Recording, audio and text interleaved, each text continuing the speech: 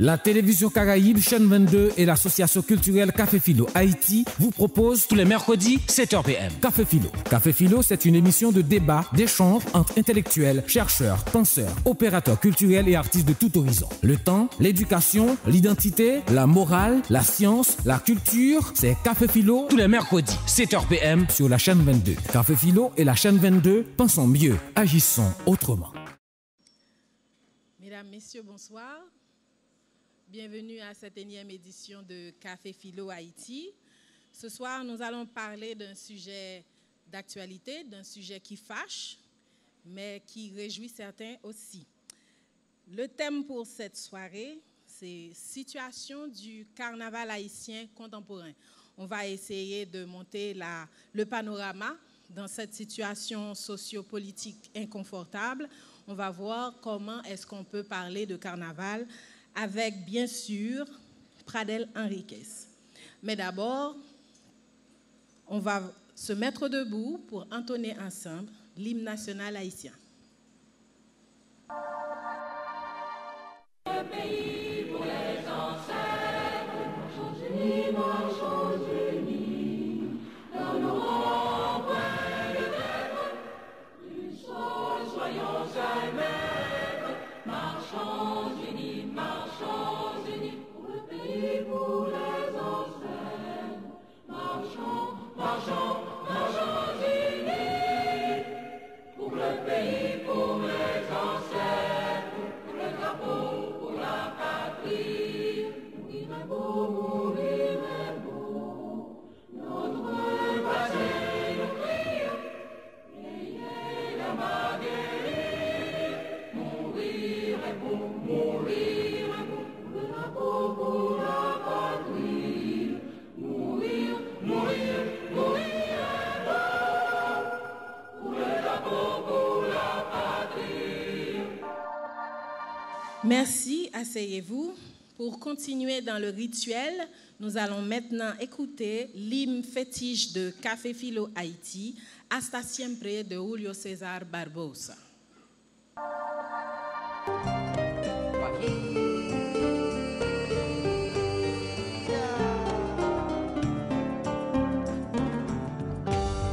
Aprendimos a quererte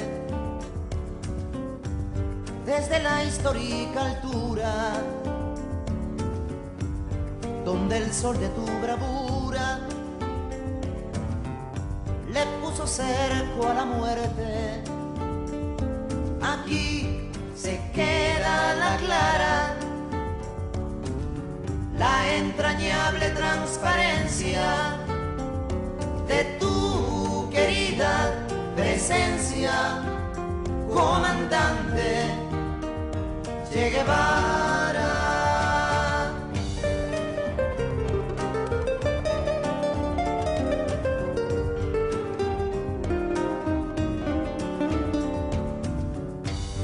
Tu mano gloriosa y fuerte desde la historia dispara, cuando todo Santa Clara se despierta para verte. Aquí se queda la clara, la entrañable transparencia de tu querida presencia, comandante Che Guevara.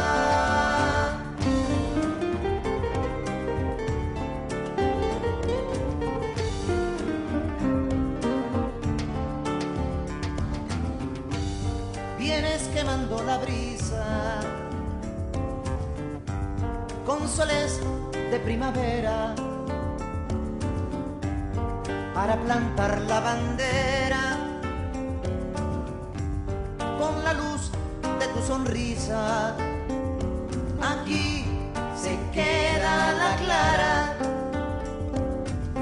la entrañable transparencia de tu querida presencia, comandante Che Guevara.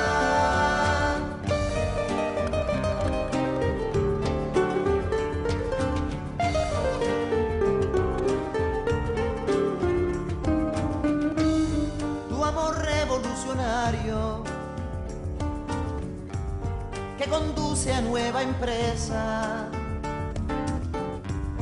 donde espera la firmeza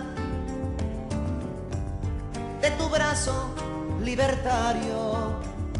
Aquí se queda la clara, la entrañable transparencia de tu querida presencia, comandante Che Guevara.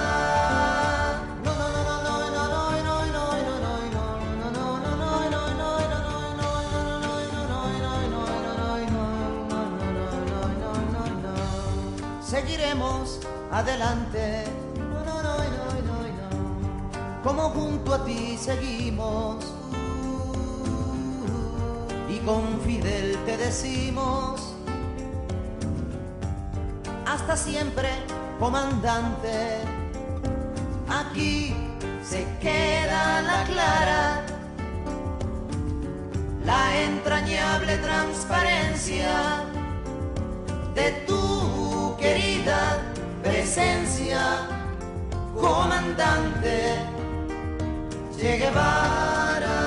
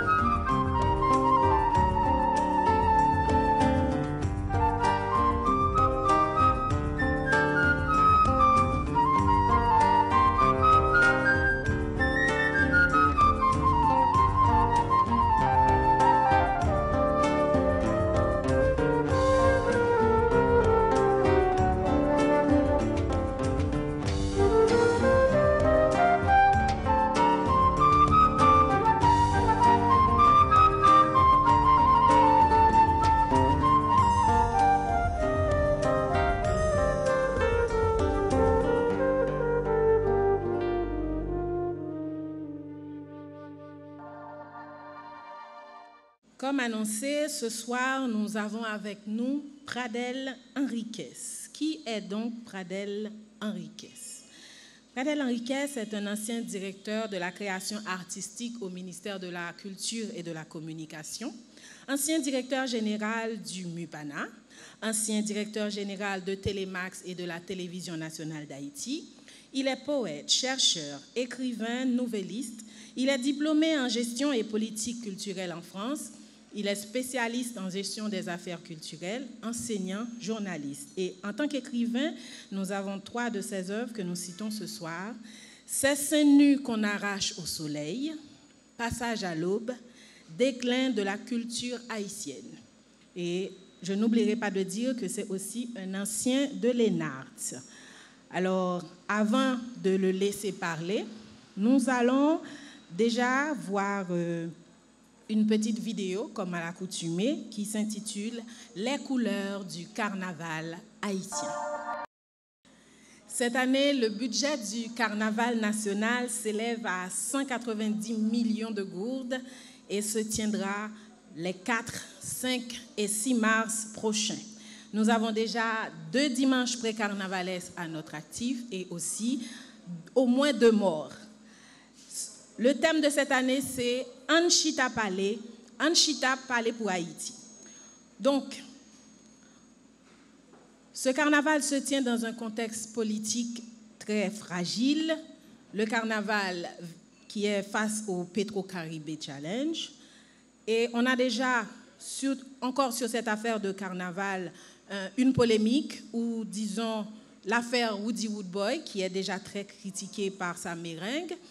Et nous avons aussi dans le pouvoir d'achat qui s'amenuise et le dollar qui rivalise sérieusement avec la gourde.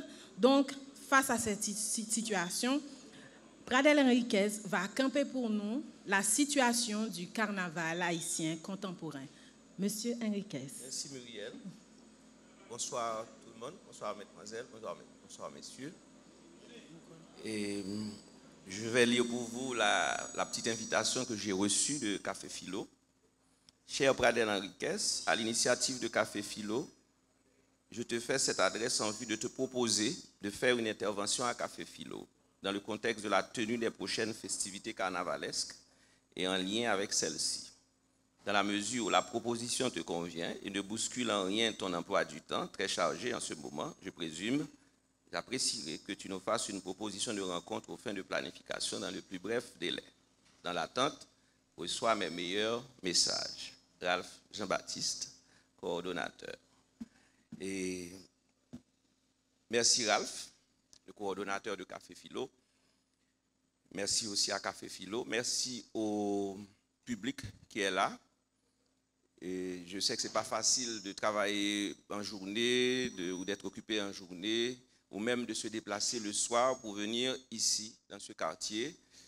On est quand même tout près du Champ de Mars. Maintenant, tout le monde se surveille, sécurité, etc. Mais vous vous déplacez quand même pour échanger avec nous sur un sujet passionnant.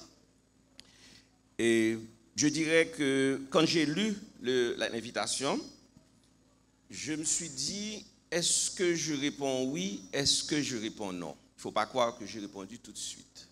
J'ai hésité. J'ai hésité pour plusieurs raisons. D'abord, effectivement, je n'ai pas de temps, mais surtout parce que je sais que le moment pour parler du carnaval aujourd'hui est un moment extrêmement complexe, extrêmement délicat. C'est délicat d'abord parce que nous sommes dans une crise économique extrêmement grave et la population de manière globale a sa petite idée du carnaval en période de crise économique telle que nous vivons aujourd'hui, une situation sociale, politique et économique très stressante.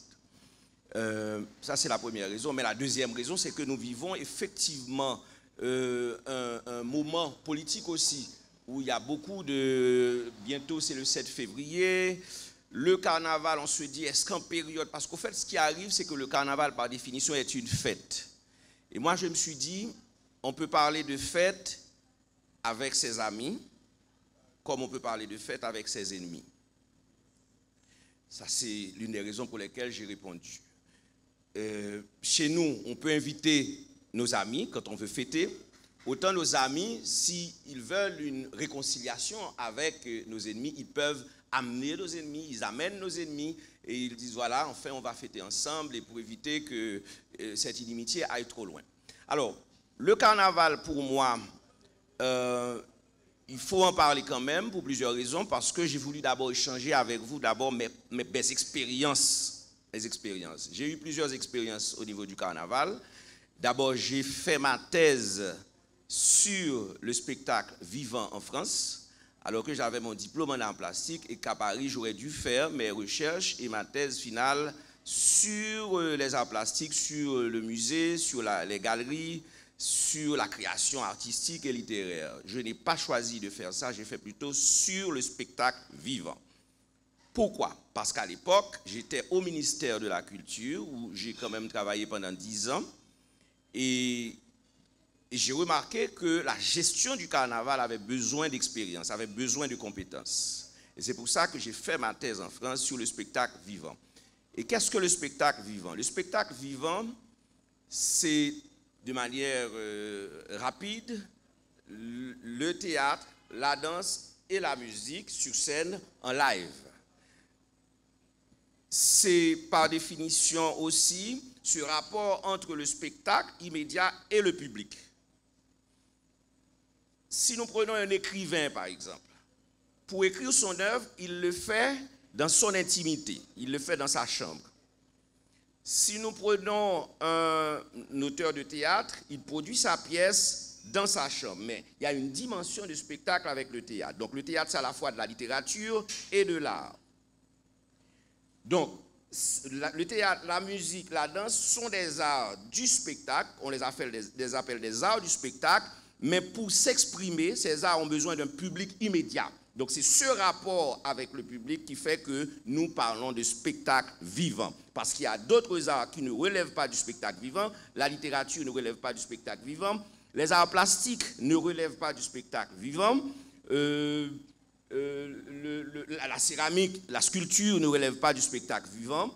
Mais la musique en performance, la musique sur scène, jouée par son artiste en rapport avec le public, relève en réalité du spectacle vivant. Le spectacle vivant, et à ce niveau, le carnaval, justement, fait partie du spectacle vivant, mais à un niveau plus complexe, dans le sens où vous avez tous les arts réunis dans le carnaval. Donc le carnaval, c'est un lieu de tous les arts réunis, de scénographie, de théâtre, de danse, de marionnettes, de mime, etc.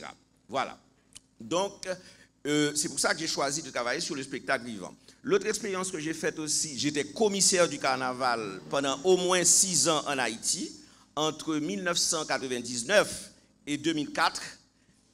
Et il y a 1 ou 2 fois où je n'ai pas été commissaire, mais j'étais quand même conseiller du groupe qui dirigeait. Et donc, le carnaval le plus dur que j'ai géré de ma vie, c'était celui de 2004. Si vous vous souvenez bien, je ne sais pas quel âge vous avez, mais moi, en 2004, c'était l'année des grandes, un peu plus compliquées d'ailleurs qu'aujourd'hui, du mouvement GNB et Lavalas. Et à cette époque-là, en plein carnaval, on avait des tensions politiques telles que le comité lui-même, on a dû le cacher dans certains endroits. Et moi, je ne travaillais pas au ministère parce que c'était risqué, on recevait des menaces directes, etc. Et donc, j'étais quand même commissaire, j'ai quand même pu opérer sur le Champ de Mars en pleine période de crise politique extrêmement grave. Tout ceci pour vous dire que j'ai quand même fait des expériences de gérant du carnaval dans des moments où c'était calme, autant je l'ai fait dans des moments où c'était extrêmement compliqué. Alors, aujourd'hui, la situation a une autre dimension. C'est plus une crise sociopolitique comme on l'a vécu en 2004. Aujourd'hui, c'est une crise économique qui touche les tripes des gens. Hein? Mais faut-il quand même parler du carnaval dans une situation pareille? Moi, c'est très difficile de répondre par oui, mais je vais quand même essayer de vous démontrer que le carnaval, ça reste quand même quelque chose d'important. Alors, je ne parle pas en tant que politicien, que je ne suis pas. Je ne parle pas non plus en tant que porte-parole de qui que ce soit, que je ne suis pas. Je ne parle pas en tant que fonctionnaire, que je ne suis pas. Mais je parle en tant qu'homme de culture, et je pense que le carnaval est un phénomène extrêmement important. Et j'ai même trouvé un mot ce soir au moment de réfléchir à mon propos. Je pense que le carnaval est un patrimoine et que le carnaval a un rôle à jouer justement dans cette crise économique. Mais il faut des gens pour en parler, il faut des gens pour le dire. D'abord, le carnaval se situe dans un contexte universel. Le carnaval haïtien se situe dans un contexte universel. Le carnaval haïtien n'est pas haïtien, il est d'abord universel. Universel au sens où il prend naissance déjà dans l'Antiquité égyptienne, dans l'Antiquité gréco-romaine. Vous avez 2 grandes origines possibles du carnaval de l'humanité. C'est une origine égyptienne et c'est aussi ce qu'on peut appeler une origine italienne. Une origine égyptienne, donc nous remontons au temps le plus lointain de l'humanité. Hein. Nous sommes très loin de l'Antiquité égyptienne et gréco-romaine, mais les origines italiennes, nous sommes cette fois-ci un peu plus proches de nous. Nous sommes au temps, comme on appelle le temps chrétien, notre ère actuelle, c'est la période du Moyen-Âge. Et je pense que c'est cette période du Moyen-Âge que nous, on hérite en réalité, et parce que toutes les caractéristiques du carnaval actuel, et que ce soit le carnaval européen ou le carnaval américain, mais même du carnaval haïtien, nous avons encore des traces de ce carnaval italien de l'époque. Et d'ailleurs, il ne faut pas oublier que le mot carnaval même, c'est un mot italien. C'est un mot italien et qui va changer, qui va avoir d'autres mots, d'autres vocabulaires dans d'autres langues. Et en français, hein, carnavalere ou carnaval, le mot italien va devenir carnaval. Et la première fois où ce mot est utilisé en français, c'était à la Renaissance, vers 1539. Maintenant, il ne faut pas oublier que l'une des caractéristiques du carnaval en général, l'une des raisons du carnaval, c'est que d'abord dans le temps, c'est une fête qui se situe juste au lendemain de Noël et qui s'achève au Mardi Gras. Hein? Donc c'est ce qu'on appelle la période grasse, la période des fêtes. Et par rapport à cette période de pénitence, le temps du carême qui s'annonce. Donc, et remarquez, même chez nous, nous apprenons à diviser notre carnaval après Noël, au Nouvel An, après le Nouvel An, après ce qu'on appelle le 6 janvier, les rois, nous apprenons à diviser notre carnaval en pré-carnavalesque et en 3 jours gras. Un peu comme ça se fait partout, y compris en République dominicaine, chez nos voisins.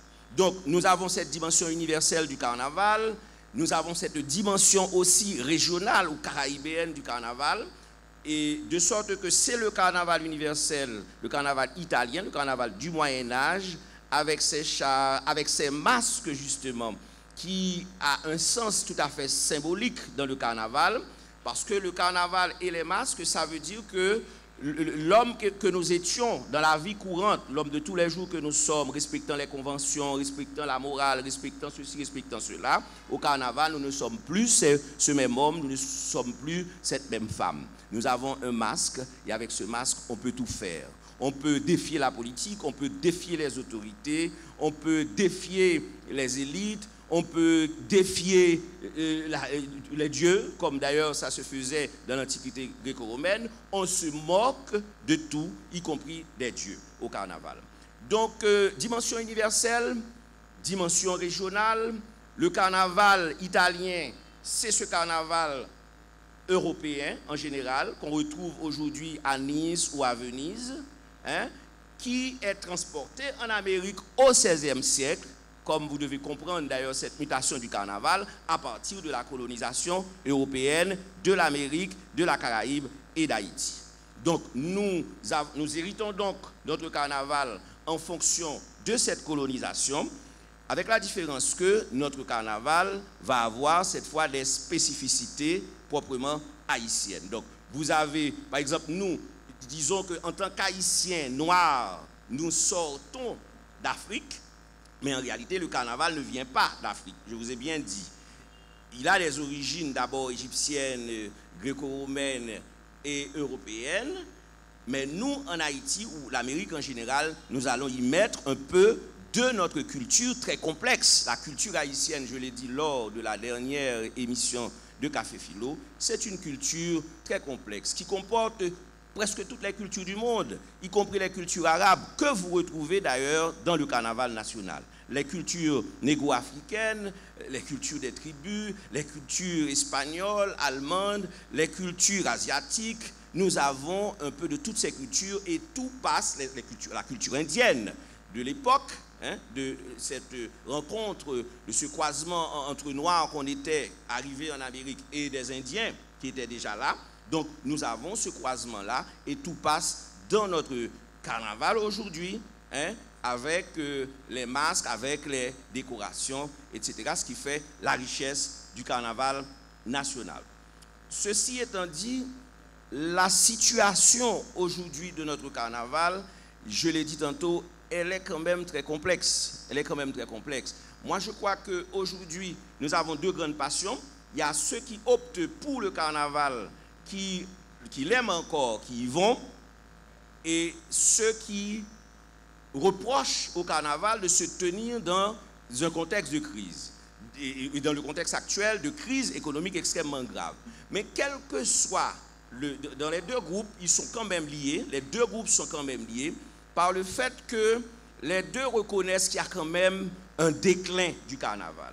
Moi, je pense que le carnaval haïtien que nous avons connu et qui a commencé chez nous qui a existé déjà du temps colonial, mais que particulièrement on retrouve vers 1927, à l'époque de l'occupation américaine, ce carnaval qui évolue jusqu'aux époques de Duvalier, dans un contexte, il ne faut pas oublier que la période de Duvalier, les 30 ans de Duvalier, reste quand même ce qu'on peut appeler entre guillemets une période de stabilité. Ce carnaval aujourd'hui évolue au lendemain de Duvalier et épouse l'instabilité sociopolitique des 30 dernières années, soit entre 86 et 2018 aujourd'hui. Donc à mon sens, c'est un carnaval qui, jusqu'à Duvalier, enfin dans nos enfances, on disait toujours que le carnaval était tellement important pour l'haïtien que on dit qu'un gouvernement qui n'a pas fait carnaval l'a tombé quand même. un gouvernement qui n'a pas fait carnaval, l'a tombé quand même. Donc d'après la tradition, d'après la légende, le carnaval était un enjeu politique tellement majeur qu'un pouvoir s'arrangeait, que le pouvoir politique en place s'arrangeait toujours pour le faire, parce que s'il pas fait, l'a tombé quand même. Eh bien, entre 86 et aujourd'hui, je pense que tous les pouvoirs, par rapport aux différents enjeux du carnaval, notamment à l'enjeu politique, tous les pouvoirs ont essayé de s'accommoder, d'être pratiquement esclaves de cet enjeu politique du carnaval qui peut les basculer si jamais le carnaval n'a pas lieu. Pourquoi? Parce que nous sommes quelque part un peuple attaché quand même à ce carnaval, et c'est pour ça que je vous réfère quand même au livre de... Il y a un livre c'est une étude qui s'appelle Cartographie de l'industrie haïtienne de la musique, qui parle justement du carnaval, qui parle des budgets et qui reconnaît l'importance du carnaval. En fait, tous les chercheurs, nous sommes unanimes à reconnaître que le carnaval est important. Le carnaval est important pour plusieurs raisons. Il a plusieurs enjeux. D'abord, un enjeu social, c'est un enjeu de cohésion. En Haïti, par exemple, moi j'ai remarqué que, pour avoir été commissaire du carnaval, que c'est l'un des rares moments vraiment populaires au sens où nous avons toutes les classes sociales. Il ne faut pas oublier que c'est un pays extrêmement déchiré et divisé socialement. Nous n'avons pas vraiment d'époque où tout le monde peut se retrouver. Le carnaval reste, au point de vue social, l'unique moment pour notre société de se retrouver vraiment ensemble et de fêter. C'est aussi un enjeu politique, je vous ai dit tout à l'heure, un enjeu politique au sens où les pouvoirs politiques tantôt tentent de se l'approprier pour éviter d'échouer, mais tantôt aussi tentent de le manipuler. C'est ce qui fait qu'aujourd'hui, le carnaval qu'on avait dans notre enfance, qui était un carnaval culturel et artistique très beau, aujourd'hui est devenu malheureusement un carnaval extrêmement politique, ce qui est négatif à mon sens pour le carnaval. C'est aussi un carnaval qui a des enjeux économiques. Peut-être qu'on reviendra sur ces enjeux économiques. Muriel a essayé de donner un chiffre tout à l'heure du coût du carnaval 2019. Alors, entre nous, j'attire votre attention sur le fait que ce chiffre n'est pas officiel. Ce chiffre n'existe nulle part. Et on va revenir justement. Et c'est ce qui est intéressant, c'est qu'il y a tellement de passion autour du carnaval que tout le monde dit tout et n'importe quoi. Et parfois, même les gens formés, même les hommes de science, les médias importants, on oublie la vérité parce que l'important, c'est la passion du carnaval. Alors, et on va revenir justement sur ça. On va revenir sur ça et je vais vous dire la vérité des chiffres. Et l'autre enjeu aussi du carnaval, c'est la dimension touristique du carnaval. Je lisais cet après-midi qu'un département d'outre-mer comme la Martinique, par exemple, reçoit en 2018 1 million de touristes. 1 million de touristes. Maintenant, 1 million de touristes est plus ou moins stable en Martinique. Ça veut dire quoi? Vous êtes dans un pays qui a des choses à offrir aux touristes.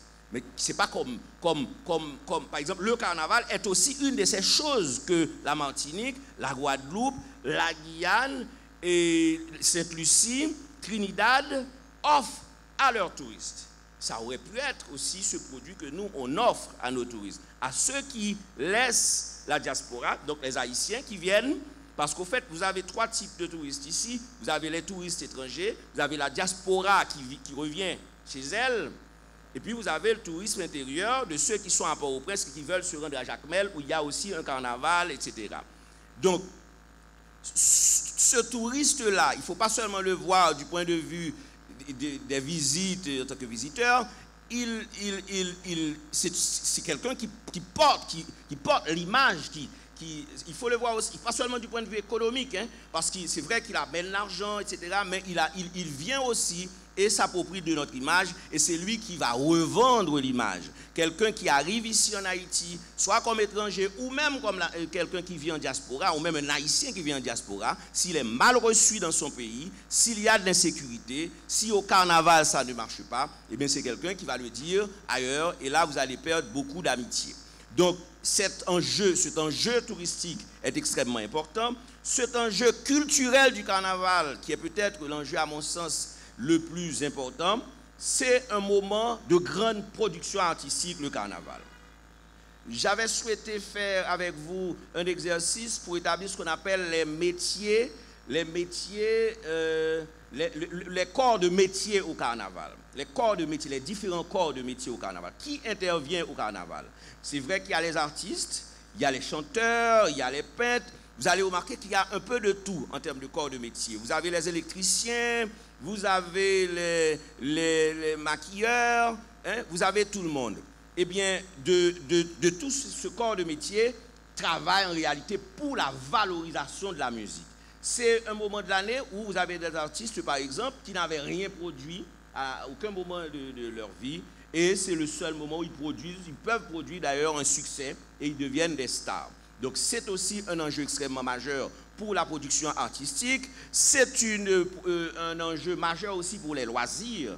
Dans un pays où nous n'avons pas de loisirs, le carnaval est un enjeu de loisirs pour un pays qui a besoin, qui souffre beaucoup, un peu comme dans le livre de Philippe Lerbeau, Haïti et ses peintres, un peuple qui souffre, mais qui a aussi besoin de vivre. Ok? Alors, ce que j'ai noté, moi, en termes d'expérience pendant ces dernières années, j'ai noté que nous sommes en 2019, aujourd'hui, qu'il y a une remise en question quasiment du carnaval. Mais durant ces 30 dernières années, j'ai toujours vu des situations où le carnaval a été remis en question. Ou fragilisé ou remis en question. En 1985, j'étais par exemple un stagiaire au carnaval de 1985 parce que j'étais étudiant de l'ENARS. J'ai eu la possibilité d'être stagiaire aux côtés d'un peintre qui s'appelait Emmanuel Pierre-Charles. Et je me souviens bien de ce carnaval, c'était Duvalier, déjà, Jean-Claude Duvalier. Et jusqu'à la dernière minute, il n'y avait pas un sou débloqué pour le carnaval. Jusqu'à samedi. Et le carnaval devait se tenir le dimanche. Et c'était Franck Romain qui était le maire de Port-au-Prince à l'époque. La rumeur dit que Franck Romain a dû finalement tirer de sa poche l'argent du carnaval pour le réaliser. Hein? Ce qui n'est pas normal entre nous en termes au niveau de la gestion des dépenses publiques.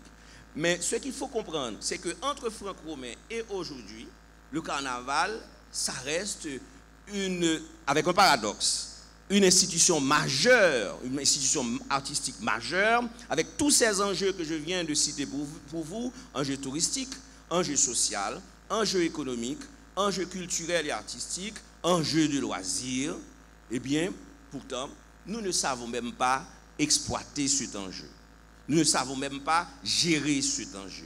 Nous ne savons pas non plus en faire vraiment ce qu'on peut appeler un outil économique qui pourrait aider ce pays. Et moi, je crois que c'est dommage, parce que j'ai noté qu'entre nous, c'est un patrimoine. Je ne sais pas si vous savez ce que c'est qu'un patrimoine. Un patrimoine, c'est un héritage que nos pères nous ont laissé et que nous devons laisser à nos enfants. Est-ce qu'on peut toucher comme ça à un patrimoine? Est-ce qu'on peut toucher comme ça à une tradition? C'est une tradition. Je vous ai dit que c'est une tradition d'ordre universel. C'est une tradition haïtienne qui remonte au 16e, 17e siècle. C'est une tradition du 20e siècle auquel nous nous sommes accrochés. Est-ce qu'on peut y toucher comme ça quand on veut? Et pourtant, les moments difficiles que nous vivons dans ce pays font que de temps en temps, les périodes de méfiance que nous avons selon le pouvoir politique en place, selon la crise économique, selon aussi les questions de mœurs du moment, de temps en temps, on remet encore en question, on remet encore en cause notre propre patrimoine, notre propre héritage. On remet en cause notre propre carnaval. Tandis que d'autres pays essaient d'améliorer ce patrimoine, d'améliorer cette performance. Le carnaval, c'est un festival comme les autres, hein, avec des coûts énormes, certes, comme partout. Si vous prenez par exemple le festival de jazz de Montréal, c'est un budget qui avoisine 30 millions de dollars chaque année. Et si nous prenons à l'inverse le festival d'Avignon, c'est près de 15 millions d'euros. Sainte-Lucie, son carnaval, rapporte, selon les rapports et les recettes, plus de 100 millions de dollars l'an. Plus de 100 millions de dollars. Aujourd'hui, nous avons une richesse, nous avons cette richesse. Comme de fait, nous avons des richesses partout dans notre pays. Incapables de gérer nos richesses, nous les remettons en question. Incapables, à mon sens, de gérer nos biens, de gérer ce pays, nous le remettons en question exactement comme on remet en question. Or, ce qu'il faut remettre en question, ce n'est pas le carnaval lui-même, c'est un produit, le carnaval. Ce n'est pas le carnaval qu'il faut remettre en question, c'est l'environnement, comme je vous ai dit tout à l'heure, du carnaval qu'il faut remettre en question. Est-ce qu'on peut fêter dans un pays en crise? C'est une question posable. Est-ce qu'on peut fêter dans un pays sale? C'est une question qu'il faut poser. Mais je lisais encore récemment un article où c'était un carnaval, je ne sais en quelle année, ça fait plus de 10 ans. Le journaliste rapporte que le carnaval s'est tenu à la Grande Rue et que les rues étaient sales. Les rues étaient sales, les gens fêtaient dans cette saleté. Ceci étant dit, voilà ce que nous perdons. Nous perdons justement ce sens du respect à travers le carnaval, qui est un moment où nous accueillons nos étrangers, qui est un moment où nous invitons les amis ou nos ennemis à la fête, et nous ne savons pas les accueillir. C'est une valeur qui se perd. Comment accueillir chez soi des gens alors que l'environnement est sale? Comment accueillir, par exemple, le champ de Mars parfois où les égouts sont à ciel ouvert? C'est peut-être ça. Mais comment aussi vivre dans un pays où globalement la situation de l'emploi est précaire, la situation de manger et de boire est précaire, la situation de la jeunesse est précaire? Comment fêter? C'est un ensemble de questions qu'avec vous on pourrait soulever ce soir sans problème, et comme j'ai essayé de vous dire au début, peut-être que j'ai oublié, je ne suis pas là comme un fonctionnaire, je suis là comme un homme de culture, donc libre de ses pensées. Ce que je dis n'engage que moi. Et je pense que l'importance justement d'une soirée pareille, par ces temps de crise économique, c'est d'être libre, hein, c'est un espace de débat libre, où vous pouvez vous-même poser toutes vos questions et où moi je peux répondre sans problème. Mais en démontrant aussi d'abord le bon côté et comme le mauvais côté. Si nous prenons par exemple le carnaval par exemple du temps de Martelly, où nous sommes entrés pour finir dans une autre dimension du carnaval habituel qui se faisait essentiellement à Port-au-Prince, depuis 2012, nous entrons plutôt dans ce qu'on appelle une ère de carnaval décentralisé qui se fait en province. Donc le carnaval de Port-au-Prince se déplace. D'abord, il s'est déplacé au CAI. Nous connaissons entre nous le contexte en 2012 pour lequel le carnaval s'est déplacé au CAI. Le président Martelly, au-delà de son élection en 2011, avait besoin de faire plaisir à la ville des CAI. En réalité, amener le carnaval de Port-au-Prince au CAI, c'est comme offrir un cadeau à la ville des CAI. Parce que vous lui amenez près d'1 million de personnes, et si chaque personne amenait avec elle 500 goudes, imaginez un instant ce que ça veut dire. Vous lui amenez aussi un événement majeur qui est national, avec des chars, une décoration de la ville. Et moi je me suis dit à un moment donné, au CAI en 2012, c'est drôle que la ville des CAI ne sait même pas profiter de cet événement qu'on lui amène. Mais en réalité, la faille est à la fois politique, au sens où la décision politique prise à l'époque n'a pas été vraiment évaluée. Et la même erreur est posée récemment quand le président Jovenel reconduit la décision de refaire le carnaval décentralisé en province, de sorte que bientôt on va au Gonaïves, l'année prochaine on va au Cap haïtien, parce qu'il ne faut pas oublier que c'est la fête de la ville, de la fête de 2020, ce qu'on appelle le 2020, hein, le Cap 2020, c'est l'année prochaine et c'est la fête de la ville du Cap, c'est la fête de Christophe, et donc à ce titre le carnaval, il y aura une raison de l'amener au Cap.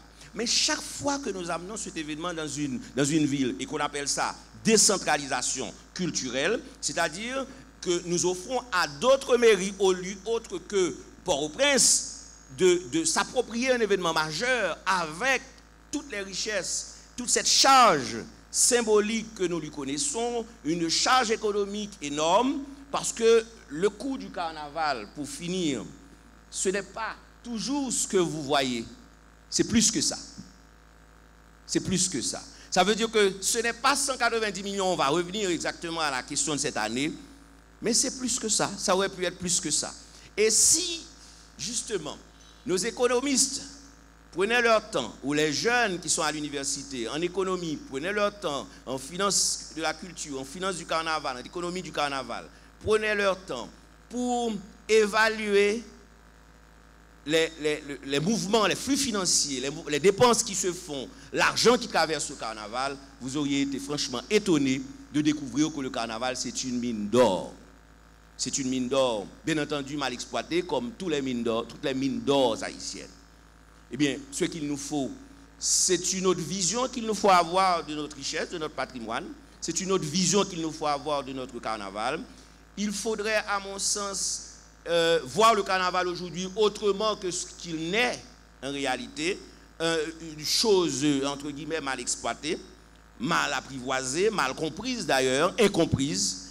Et il faut comme tous ces pays qui utilisent ce produit, mettre ce produit dans un pays stable, hein, parce que l'instabilité socio-économique, l'instabilité socio-politique n'aide pas le carnaval. L'instabilité aussi des comités, l'instabilité du carnaval lui-même, ça n'aide pas. Parce que ce qui nous arrive en Haïti, on a appris à vivre dans l'éphémère depuis les 30 dernières années. Le CEP vit dans l'éphémère, le carnaval vit dans l'éphémère. Il n'y a pas un comité permanent du carnaval. Donc c'est absolument difficile d'avoir une institution du carnaval qui joue vraiment son rôle dans le cadre des enjeux que nous venons de vous citer. Je suis à votre disposition pour toute question. Merci.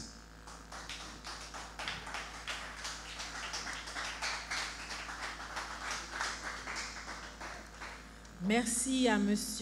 Enriquez. Nous allons prendre notre pause avec Bookman Experience, Pépéyé. À ceux qui veulent poser la question, nous vous demandons de vous mettre prêts. Nous avons Paulson Pierre-Philippe, Ralph Jean-Baptiste, Polo Madson, D'Angelo Neyar et Zouma Jasmine Lavertu qui vont poser des questions. Nous commençons par le commencement en appelant Paulson Pierre-Philippe pour la première question. Merci pour la présentation. Ma question va venir après un constat parce que d'abord pour moi le carnaval c'est un concept qui personnellement m'échappe dans le sens où je me rappelle, j'étais en Haïti, après le 12 janvier, on a failli avoir un carnaval, après le 12 janvier. Et c'est là que tout ce que j'avais compris comme notion sur le carnaval m'a échappé. Fait que personnellement, je ne me prononce pas sur certains aspects du carnaval parce qu'il y a des aspects qui m'échappent. Parce que avoir un carnaval après le 12 janvier, et on a failli l'avoir, on était certaines influences, on aurait pu avoir un carnaval après le 2 janvier. Mais ma question est la suivante, est-ce que poser le problème du carnaval haïtien n'est pas tout simplement poser le problème de sa gouvernance, dans le sens que, comme vous l'avez si bien dit dans votre présentation, le carnaval, de par son importance, devrait être institutionnalisé. Et la question, elle est d'autant plus importante que je me demande que cette histoire de déplacer le carnaval à travers différentes villes du pays parce que c'est une potentialité, parce que c'est une ressource, parce que le carnaval peut être un vecteur, un facteur de développement ou de bonne santé économique. Est-ce que ce n'est pas se mettre le doigt dans l'œil? Parce que imaginez un instant que le carnaval de Rio, parce que c'est une grosse source de revenus pour l'économie, j'imagine mal le gouvernement du Brésil dire qu'on va déplacer le carnaval de Rio pour le mettre dans une autre ville parce que ces autres villes ont besoin d'avoir ce boom pour pouvoir faire le développement. Donc, pour moi, c'est une question de gouvernance et de savoir comment gérer la chose parce que le carnaval, il faut un certain savoir-faire pour pouvoir gérer tout ça. Donc, pour moi, est-ce que ce ne serait pas résumer le problème à un problème de gouvernance? Merci. Bonsoir et merci, monsieur, pour l'intervention là. Monsieur, où tu as parlé de carnaval qui fait dans plusieurs pays dans le monde là, et où tu as parlé des chiffres côté que carnaval est bénéfique pour eux. Ou parlez de Haïti tout, côté carnaval là qu'on fait dans des moments que il y a une crise dans le pays, crise politique et crise économique. Mais nous, vous parlez tout de budget carnaval là, nous toujours dépensé pour nous faire, mais pas une fois dans l'intervention là où dit qui ça qui ou bail des chiffres pour Haïti tout. D'ailleurs, connaît est-ce que chaque fois nous dépenser pile comme ça pour nous faire carnaval yo, est-ce que nous pas qu'on joindre bénéfice tout et comment ça qu'on y est?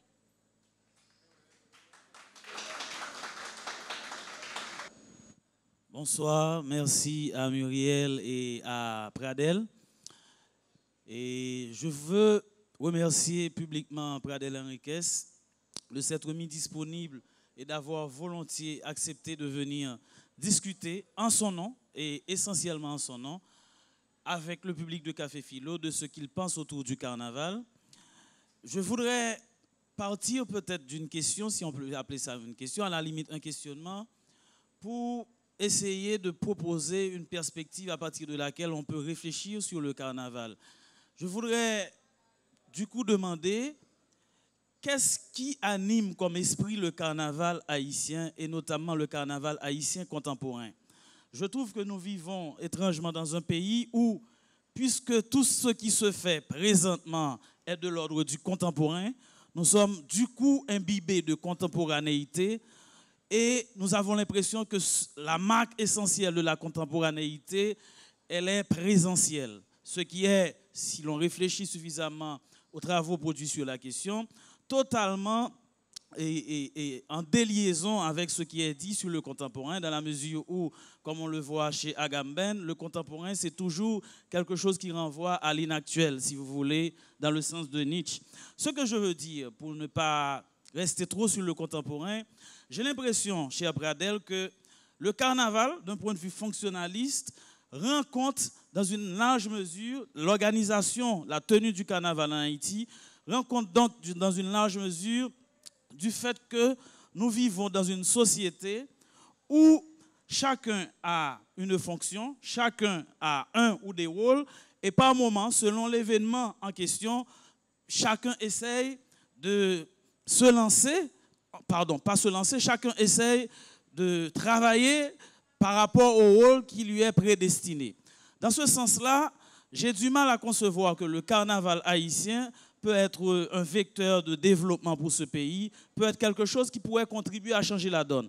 Je termine simplement en attirant ton attention sur le fait que si je parle ainsi, c'est parce que j'estime que tu parles notamment de deux lieux, d'un lieu expérientiel et à la fois d'un lieu critique, si l'on peut dire. C'est-à-dire que tu n'es pas quelqu'un qui vient encenser ce qui est fait sur le carnaval, quand bien même tu en as été, et peut-être aujourd'hui encore plus ou moins acteur, associé à cela. Surtout, tu parles comme quelqu'un qui croit qu'on peut avoir un débat ouvert, critique, et essayer de voir ce qui peut être amélioré sur le carnaval haïtien. Merci. Je dis bonsoir à toute l'assistance. Bonsoir Pradel, Muriel. Pour moi, Pradel venait justement de tenir des propos tout à fait réussis, et à mon sens. Mais n'empêche que j'ai deux petites préoccupations. Par exemple, il y a un constat me fait, l'homme qu'on a, en fait, très jeune, mal dans le carnaval, et puis, m'a regardé ce temps, et puis mon paquet mon rouge sur tout ce temps. C'est parce que justement, on se dit tout à l'heure, c'est vraiment espace côté tout le monde pour le retrouver. Et pourtant, moi, des stands avec un bon monde rouge, alors ça c'était la première remarque qu'on fait, le mal dans le carnaval. Bon, je n'ai pas besoin de citer tout ce temps, même si on est parce que tout le monde a fait remarque ça. Alors, est-ce que tout c'est pour l'espace carnaval là pour. Et mon yoto, il vient montrer toute différence pendant. Parce que là, on te dit, mon yoto ensemble. Moi-même, je pense Pito. Et dernier temps, ça, le carnaval, ça, moi-même, j'ai commencé qu'on est tout petit. C'est un carnaval Pito qui a montré toute hypocrisie qui est dans la société, qui montre même carrément côté tout le monde n'est pas ensemble, nous pas même monde.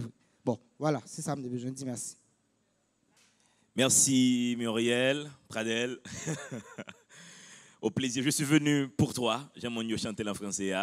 Quand j'ai vu que c'était toi qui étais à l'affiche, je me suis dit, il faut faire une fidélité à l'intelligence. Et j'ai apprécié ta communication, Pradel. Et du coup, ça m'a inspiré cette réflexion-là. Quand je constate le carnaval dans son rendu optique, ce qu'on voit au Champ de Mars, ce qu'on voit en scène, ce qui occupe le champ visuel, il y a une forte place qui est faite à la nudité, à la décomplexion, Tu as une illusion optique de création de liens. Tu sens que les gens sont ensemble, étant donné qu'il y a un phénomène qui s'appelle foule. Tu es dans cette impression que les gens sont ensemble. Tu as des chars allégoriques, tu as un dispositif de sécurité, tu as une organisation de l'espace. Moi, j'ai envie, par rapport à ce rendu optique, de te demander, Pradel, qu'est-ce que le carnaval visibilise et invisibilise d'Haïti? Je sais que c'est ma question. Merci à tout le monde. Monsieur Henriquez va se faire le plaisir de répondre à vos interrogations. Voilà. Et merci pour toutes ces questions. On en a 5. Et 5 ou 6. La première question fait référence au 12 janvier 2010, merci. Et en même temps pose aussi la problématique de la gouvernance du carnaval. À propos du 12 janvier, je dirais que je pense que il ne faut pas écarter, il ne faut pas exclure, il ne faut pas retirer le carnaval d'un ensemble de problèmes que nous avons aujourd'hui. Aujourd'hui, je ne sais pas si vous remarquez, nous avons tendance à banaliser la vie. Et au 12 janvier, penser faire le carnaval, à mon sens, c'est une manière de banalisation de la vie. Mais en réalité, cette manière de banalisation, comme je vous ai dit, elle a tendance à se généraliser dans notre société. Aujourd'hui, on marche partout et on voit un cadavre et on ne s'en soucie pas. On ne se soucie pas du cadavre qui est par terre. Et il y en a même qui mangent, il y en a qui rient. Et je crois que le carnaval n'échappe pas à cette manière de banalisation. Et le 12 janvier, pour moi, il n'y a pas que ça que moi j'ai constaté. J'ai constaté qu'il y avait des villes qui n'ont pas été touchées par le séisme et qui ont fêté pendant que Port-au-Prince était en deuil. Je ne sais pas si vous avez constaté ça avec moi. Il y a des villes qui n'ont pas été touchées par le carnaval et les clubs fonctionnaient normalement le soir, alors qu'à Port-au-Prince, on avait, pendant le séisme, on avait des cadavres qui puaient, on avait 100 000, 200 000, on avait des familles qui souffraient, et parfois même les familles de ces gens où on fêtait dans certaines villes que je me garde ici de nommer. Et j'ai trouvé que c'était extrêmement grave. Donc, le carnaval en 2012, c'était grave, mais aussi grave que ce constat que j'ai fait de ces villes qui fêtaient à l'époque. De tous ces gens qui n'ont pas compris que le séisme aurait dû être un prétexte, une opportunité pour Haïti. J'ai constaté comme vous que le séisme n'a changé personne. Au contraire. Alors, parler de la gouvernance du carnaval aujourd'hui en Haïti, ça me renvoie au dernier exposé que j'avais fait. Au dernier exposé, j'ai parlé de la politique culturelle et je vous ai dit que c'est une science. Et autant à l'intérieur de cette politique culturelle, il y avait aussi ce qu'on appelle des politiques sous-sectorielles. Et la politique du carnaval est une politique sous-sectorielle, donc liée au secteur culturel. Autant vous avez une politique de la danse, une politique du théâtre, une politique de la musique, une politique du patrimoine. Donc la politique culturelle englobe toutes ces sous-politiques qui n'existent pas dans notre pays malheureusement aujourd'hui. Maintenant, par rapport à toutes ces politiques, il faut ce qu'on appelle une approche scientifique. Il faut une approche de gestion, il faut une approche d'administration. Ça veut dire quoi? Ça veut dire qu'il y a une différence entre ceux qui dansent dans les rues, entre les chars où l'on anime, où les artistes animent, et ceux qui dirigent ce carnaval. Donc diriger un carnaval, gérer un carnaval, administrer un carnaval, c'est une science, ça s'apprend. Et ce qui malheureusement arrive chez nous depuis longtemps, presque depuis toujours, c'est qu'on ne sait pas encore que autant les 50 dernières années on a appris à gérer la culture, autant le carnaval, lui aussi, doit être géré par des gens qui s'y connaissent, par des gens qui ont étudié, qui ont étudié le marketing, qui ont étudié la gestion du carnaval, la gestion des événements, la gestion culturelle, qui ont étudié la gestion du rapport avec les artistes, avec les groupes à pied, qui ont étudié l'anthropologie, qui ont étudié la sociologie, qui ont une compétence et que cette compétence devrait en réalité être mise au carnaval, au service du carnaval. Si nous prenons par exemple, récemment j'étais en République dominicaine et on a rencontré le ministre de la Culture dominicain, il était très clair. Nous, en République dominicaine, nous avons un carnaval aussi important que celui d'Haïti, mais on fait appel aux Brésiliens qui ont une expérience plus avancée que nous pour nous aider à gérer notre carnaval. Alors voilà l'humilité que nous avons pas en Haïti, de savoir que ce carnaval que nous avons pour le vendre, il y a une manière de faire, il y a un savoir-faire. Pour le gérer, il y a une manière de faire, il y a un savoir-faire. Ce n'est pas parce qu'on a l'argent qu'on gère le carnaval. Ce n'est pas avec de l'argent qu'on gère le carnaval, c'est avec une compétence, c'est avec un savoir-faire. Et ça, malheureusement, ça a des incidences sur la gouvernance même du carnaval, qui fait qu'aujourd'hui, ça reste quelque chose qui est fragilisé et qu'à tout moment, qui peut malheureusement être remis en question. Comme de fait, chaque année, depuis les 30 dernières années, nous remettons le carnaval en question parce qu'il n'est pas une institution et parce qu'on n'est pas toujours sûr de sa gestion. Le budget du carnaval et les retombées économiques, moi je crois que en 2000, il y a un moment où j'étais commissaire et j'ai essayé, parce qu'il y a un lien entre la première question et la deuxième, j'ai essayé d'approcher une firme économique qui connue, et à l'époque je leur ai demandé d'évaluer pour nous, parce que pour évaluer les retombées économiques du carnaval, il faut des gens qui s'y connaissent. Il ne faut pas être seulement économiste. Il faut aussi avoir il faut maîtriser le lien qui existe entre l'économie et la culture. L'économie de la culture n'est pas l'économie et c'est deux sciences nettement différentes. On peut être économiste et être un économiste de la culture, c'est deux choses différentes. Les entrées sont différentes, les sensibilités sont différentes. De sorte qu'une économiste qui ne voit que par la rentabilité échouera par exemple devant la rentabilité ou la non-rentabilité du carnaval parce qu'on n'approche pas le carnaval avec un œil fiscaliste. Il faut aussi approcher le carnaval, comme de fait il faut approcher la culture en général avec un œil aussi, cette sensibilité différente, ce qu'on appelle la rentabilité au sens symbolique du terme. Le carnaval ne rapporte pas seulement de l'argent, et qu'il aurait pu rapporter autre chose. Mais ce qui est sûr, c'est que le carnaval en soi, quand, par exemple cette semaine, on a essayé de voir avec quelqu'un qui s'y connaît, le carnaval, c'est un espace où l'argent circule. L'argent circule du son, par exemple, qui coûte aujourd'hui 10 000 $ US.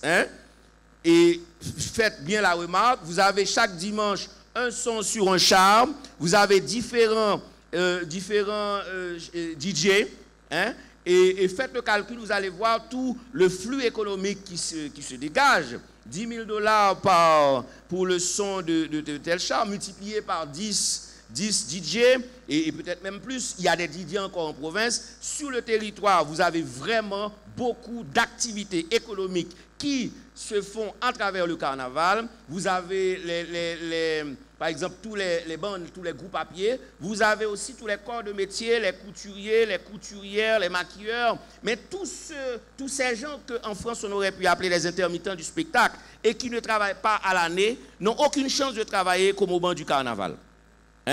Donc le carnaval, ça reste l'unique occasion pour certains professionnels de la culture, pour certains professionnels du domaine de l'art, l'unique occasion vraiment de travailler. Maintenant, ça reste aussi pour ceux qui sont dans les rues, ceux qui font le petit commerce, avec 1 million de personnes, 500 000 personnes, souvent, moi je peux vous dire, j'en connais qui n'ont pu payer leur loyer qu'à partir des 3 jours gras ou même à partir du pré-carnavalesque.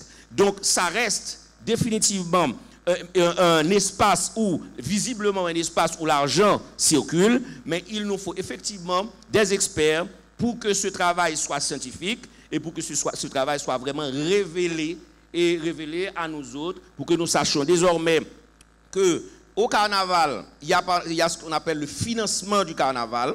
Dans le financement du carnaval, vous avez au moins deux secteurs. Vous avez l'État qui finance et vous avez le secteur privé qui finance. Vous seriez étonné d'apprendre que le secteur privé finance le carnaval à au moins 75-80%. Et que l'État n'intervient qu'à peine à 20 ou 25%. Et donc, le carnaval, le financement du carnaval, ce n'est pas un financement du trésor public. Et l'intérêt d'ailleurs immédiat n'est pas un intérêt économique qui rapporte directement à l'État, c'est le privé qui bénéficie du carnaval. Les grandes entreprises, par exemple, qui payent $6 000 pour la publicité de leurs produits, il faut leur demander pourquoi investir $6 000 pour un produit. Il faut leur demander ça. Quel est l'intérêt qu'ils ont économique? Parce qu'il ne faut pas oublier que ce sont des entrepreneurs. Et comment un entrepreneur peut-il accepter de donner $12 000 pour son produit en période du carnaval? C'est parce que c'est rentable. C'est parce que ça a un sens.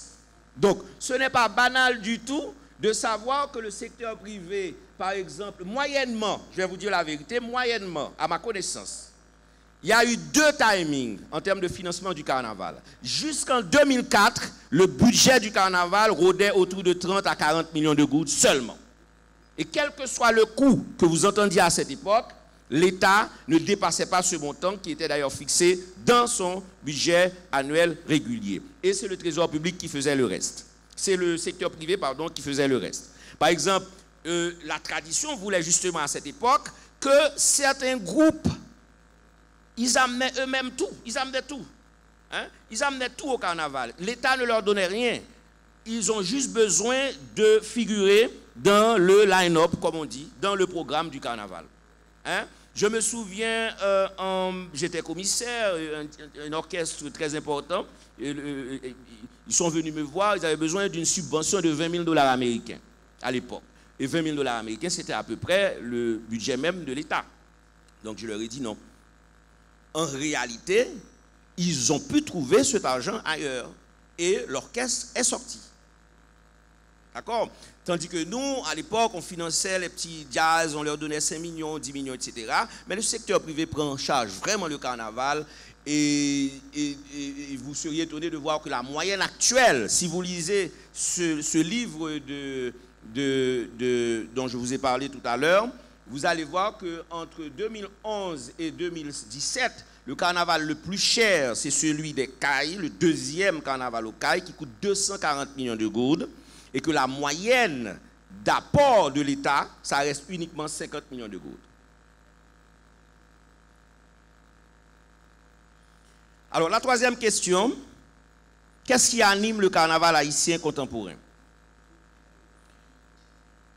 Moi, je peux vous dire que, en tant que quelqu'un qui a étudié, en tant que quelqu'un qui a déjà eu un malaise en écrivant un livre qui s'appelle « Déclin de la culture haïtienne », j'ai un malaise devant cette crise de la culture haïtienne, cette crise politique qui atteint nos valeurs, qui atteint nos artistes, qui atteint la création, qui atteint les écrivains, qui atteint les intellectuels, qui atteint les jeunes. C'est le même malaise que j'ai devant le carnaval.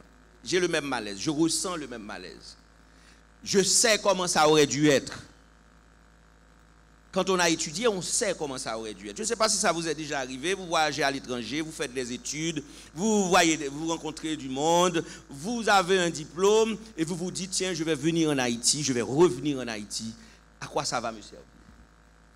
Ça veut dire quoi? Ça veut dire que pour avoir fait l'expérience, pour avoir vu ailleurs comment ça se gère, j'ai un malaise. Pourquoi? Parce que le carnaval, vous sentez que c'est pris dans un système. Il y a un système qui prend la gestion du carnaval en charge. Exactement comme il y a un système qui prend ce pays en charge. Hein? Et c'est ça mon malaise. Mon malaise, c'est comment basculer ce système.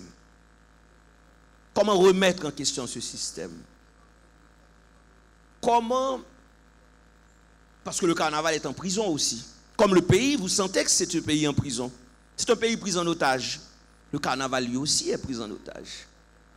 Et c'est ce malaise que j'ai en tant qu'intellectuel, en tant que quelqu'un qui a étudié, je me dis que ce n'est pas normal d'avoir un carnaval qu'on remet encore en question après 4 siècles.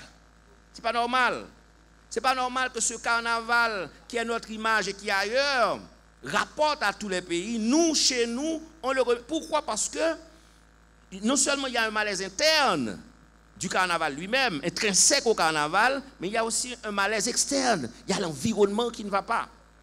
Et c'est ce malaise que moi je ressens en tant qu'esprit. Et c'est ce qui me gêne.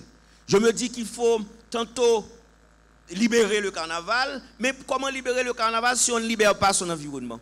Parce que l'environnement aussi l'emprisonne. L'environnement social l'emprisonne, l'environnement économique l'emprisonne, l'environnement culturel, la mentalité l'emprisonne, notre environnement historique l'emprisonne. Ok? Et aujourd'hui, le carnaval est animé, à mon sens, par ce malaise-là que moi je ressens. J'y mets moi-même mon malaise. Je sens que je piétine, je vois que je piétine, et en 1999, quand je suis revenu de Paris, j'avais même proposé un projet de carnaval. J'avais proposé un projet qui devait remettre en question la manière de gérer le carnaval. On avait proposé à l'époque que les différents, qu'il y ait une structure de différentes institutions, de différentes compétences de l'État, d'inclure le secteur privé, de manière organique, que le secteur privé fasse partie du carnaval, parce que j'ai compris qu'il joue un rôle important et que c'est à leur avantage, qu'à leur intérêt de faire partie d'une structure de gestion. Mais avec le temps, toutes ces propositions que vous avez faites, selon le gouvernement qui change, qui tombe, etc., tout ça bascule et vous vous retrouvez dans un tourbillon. Parfois, je ne sais pas si ça vous est déjà arrivé, vous êtes dans la chose et vous n'y voyez rien, vous ne comprenez rien. Et ce malaise-là que je ressens, j'ai voulu aussi l'exprimer avec vous ce soir. Je pense qu'il faut une révolution, mais qu'il faut aussi une révolution dans cette gestion-là du carnaval. Parce que c'est plus qu'un patrimoine, c'est une entreprise économique. C'est plus qu'une entreprise, c'est un patrimoine. C'est un patrimoine au sens que nous l'héritons de l'universel, nous l'héritons de l'Égypte, nous l'héritons de l'Occident gréco-romain, nous l'héritons de la Renaissance, nous l'héritons du Moyen-Âge, nous l'héritons du XVIe siècle régional américain ou caribéen et entier, nous l'héritons d'Haïti et du XXe siècle, mais aujourd'hui, nous sentons que ça a besoin d'un coup de pouce pour avancer, pour aller plus loin. Le carnaval, lui aussi, a besoin de rebondir autrement que ce que nous remarquons là. Et c'est ce malaise que je voulais exprimer par rapport à cette question. Qu'est-ce que le carnaval visibilise ou invisibilise? Le carnaval nous montre à la fois nos forces, nos richesses, mais aussi nos faiblesses. Au fait, le carnaval n'est pas indifférent à notre culture, n'est pas indifférent à nous-mêmes. Il est nous-mêmes. Notre carnaval reflète ce que nous sommes. C'est un carnaval qui reflète ce que nous sommes. Une fois, j'étais commissaire et j'ai vu un type qui a frappé une demoiselle de manière violente. Mais il n'y a aucune raison de frapper cette demoiselle au carnaval. Parce que vous êtes au carnaval. Pas parce que vous vous défoulez que vous avez besoin de la frapper. Mais ça reflète justement l'impunité que nous avons dans cette société. Il frappe quelqu'un, mais il ne sera pas arrêté. Et s'il est arrêté, il peut échapper à la prison. Il ne sera pas jugé.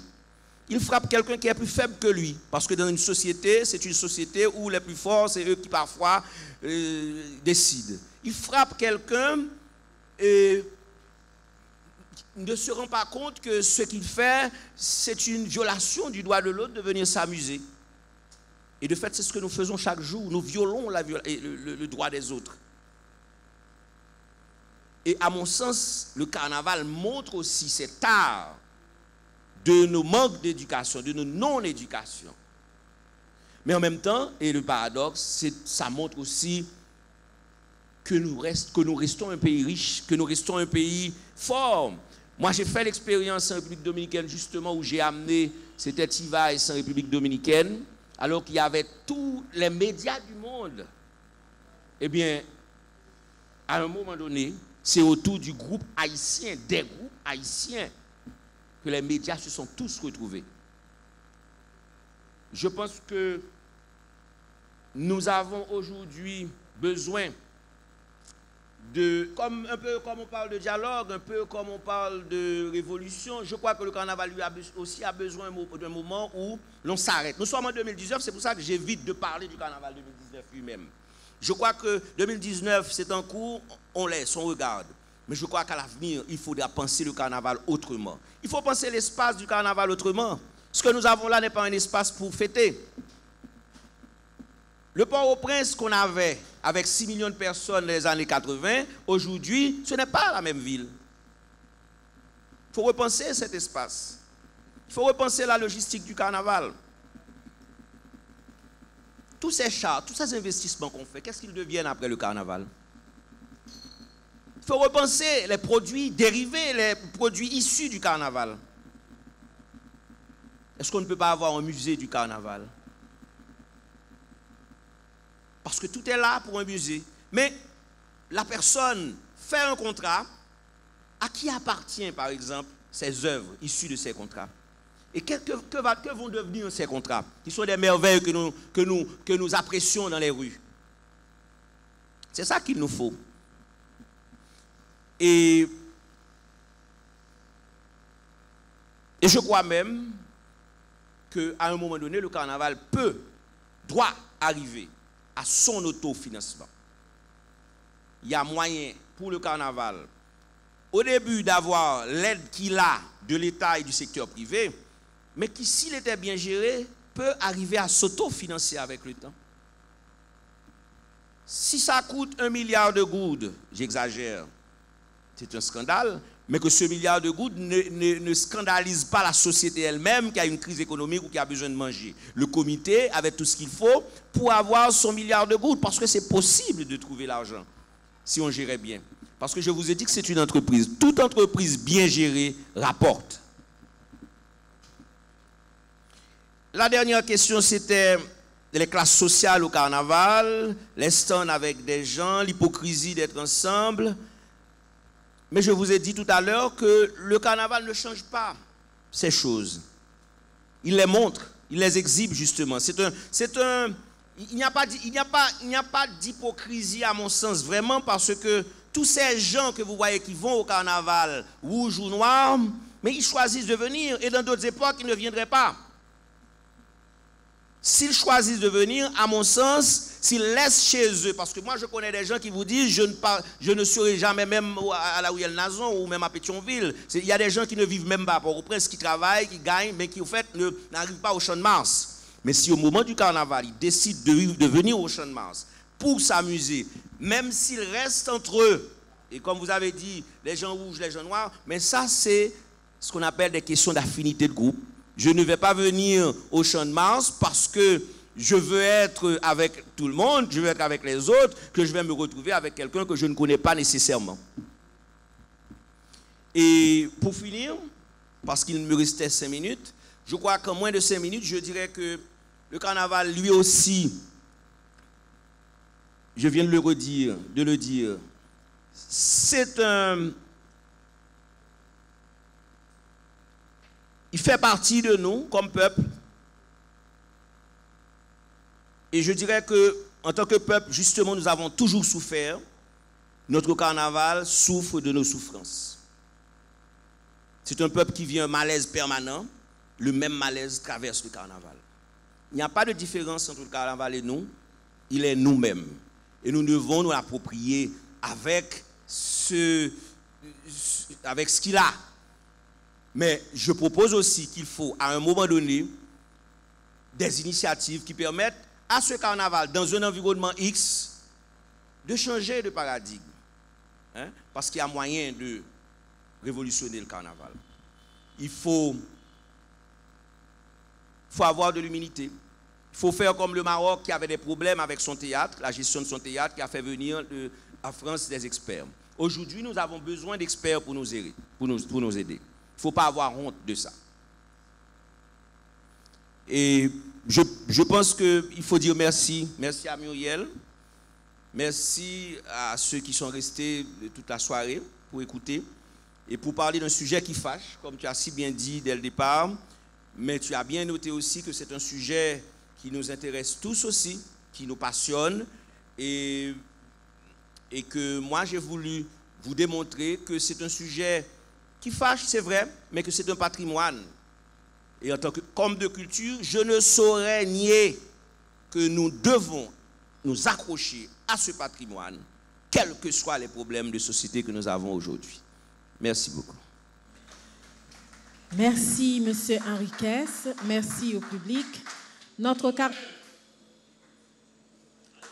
Situation du carnaval haïtien contemporain, enjeux et perspectives, tel était le thème dont on a discuté ce soir en compagnie de Pradel Henriquez.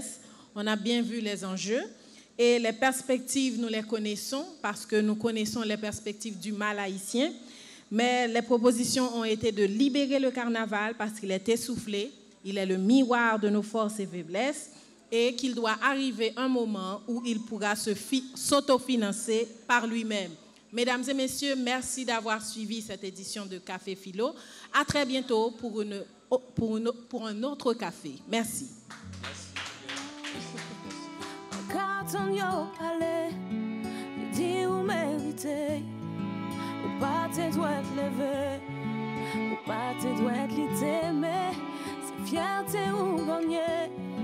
Pas laisser yo blesser, pas laisser yo blesser.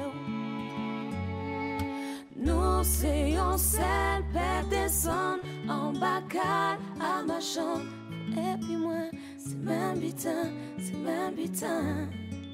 Ni ça qu'a fait plein des autres pour nous pas vivre ensemble. Mais vous et moi, c'est on et l'autre, c'est on dans l'autre.